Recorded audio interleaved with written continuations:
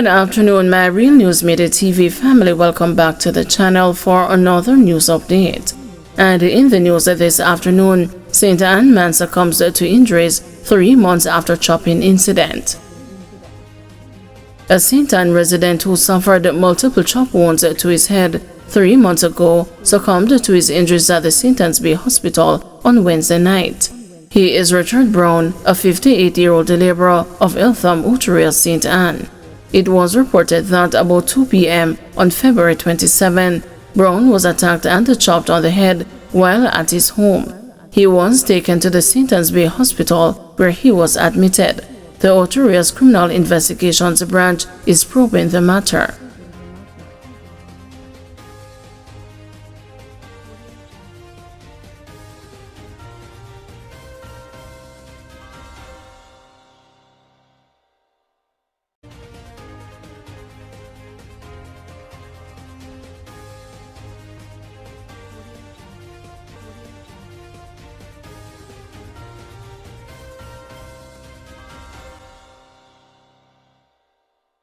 Two guns seized in St. Elizabeth, woman arrested and charged.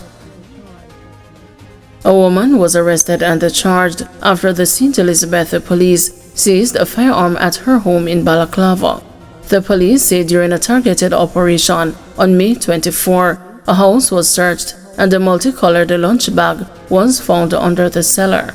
The police say the bag contained a black and silver Lorraine .380 pistol fitted with 1 magazine and 2.380 cartridges.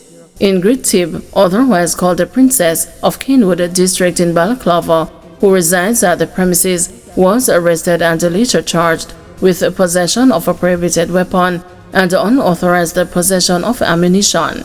In the meantime, the police seized a second firearm in Bantin District in the parish during a joint police-military operation on Wednesday. The police say about 2 p.m., the team responded to information that prohibited weapons may be hidden on a particular plot of open land in the community. The property was located and observed to be populated with fully grown ganja plants. A search of the area ensued, during which the police found and seized a .38 revolver. The police say the weapon was wrapped with black rubber strips and was concealed under the root of a mango tree on the property. Nephew charged for uncle's Labor Day murder in St. Mary. The nephew of a popular mechanic in Gale, St. Mary, was charged on Wednesday for the brutal stabbing death of his uncle on Labor Day. Charged is 24-year-old Ellsworth Gordon, otherwise called Junior, of a Gale Rock address in the community. Gordon was charged after he was interviewed in the presence of his lawyer on Wednesday. Police reports are that on Friday, May 23, around 9 p.m., Junior's 9-year-old sister called their father and told him Junior was covered in blood and was holding a knife, and their uncle, 52-year-old Wordsworth Gordon, otherwise known as Max, was lying motionless in the living room. The father proceeded to call his brother's phone and Junior answered. It is alleged that Junior confessed to the stabbing of his uncle.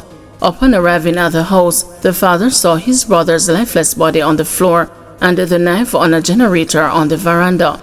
He then called the police while he and other residents restrained his son. Junior was taken to the Porta Maria Hospital under police guard for medical attention. Sources close to the family said that it is alleged that Junior has been suffering from mental illness. A court date has not been confirmed, and the St. Mary police continue investigating.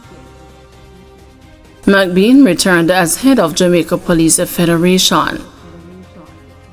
The immediate past chair of the Jamaica Police Federation, Sergeant Arlene McBean, has been returned as head of the organization for a third term. 7 of the executive members that will be working with her were also returned. McBean, who will serve a year in office, was selected during an election process that lasted for several hours on Wednesday evening, the final day of the 2-day Federation's 82nd Annual Joint Central Conference at the Princess Grand Jamaica Hotel in Green Island, Hanover. Sergeant Lloyd Duncan, who was returned as an executive member, was also elected to serve as General Secretary for the Federation, which represents rank and file members of the Jamaica Constabulary Force. The Federation's executive is made up of 8 members, including 2 inspectors, 2 sergeants, 2 corporals, and 2 constables, all of whom served last year and were re-elected by more than 450 police delegates. The 2 inspectors are Jacqueline Brown and Blanche Codner.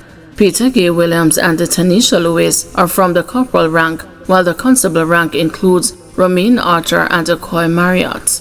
McBean, who is the Federation's first female head, was returned after serving a term from the May 22, 2024 election.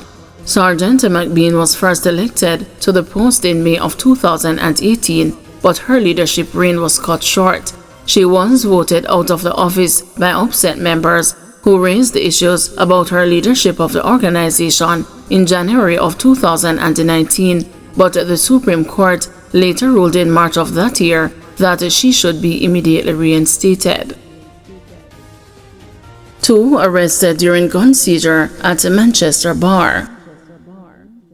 Police in Manchester are reporting that 2 people were arrested and a firearm seized during an operation at a bar in Newport, Manchester on Wednesday night.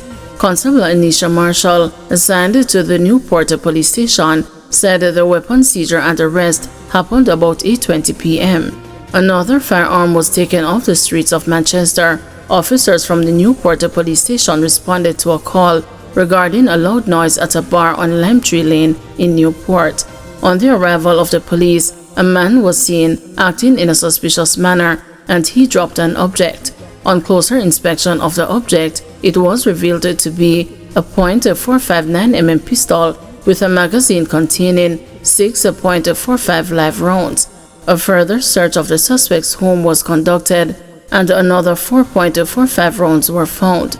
2 suspects were taken into custody, she said in an audio release from the leadership of the Manchester Police. St. Mary wanted man fatally shot by police in St. Andrew. A man who was wanted for murder and escaping custody in St. Mary was fatally shot during a police operation in St. Andrew on Wednesday. He is 33-year-old Gavin Hurd of Fort Stewart in Enfield, St. Mary. The police team was acting on information that men suspected to be wanted and armed with firearms were at 71 Rosalie Avenue, Kingston 11.